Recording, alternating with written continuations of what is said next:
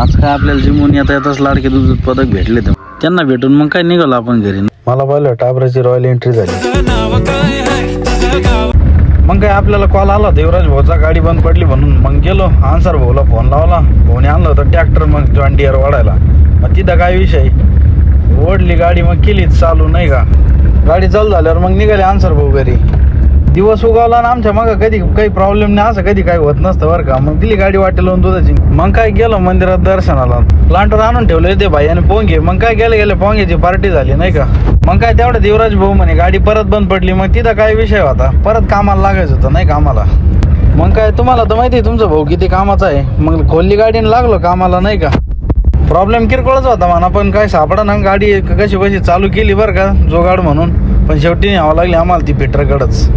मग काय तेवढ्यातच रोहन सरने ऑर्डर केलेला स्पीकर आलेला होता. आम्ही त्याच्यानंतर मग विष्णू भाऊची सदिच्छा भेट झाली प्लांटवर नाही का. एकदम भेटून भारी वाटलं भाऊला एकदम हसरा चेहरा पाहून. मग चहा आलता. त्याच्यानंतर राहुल भाऊ काकडे पण आले. मग काय सगळ्यांनाच ब्लॉगमध्ये घेतला आपल्या नाही का.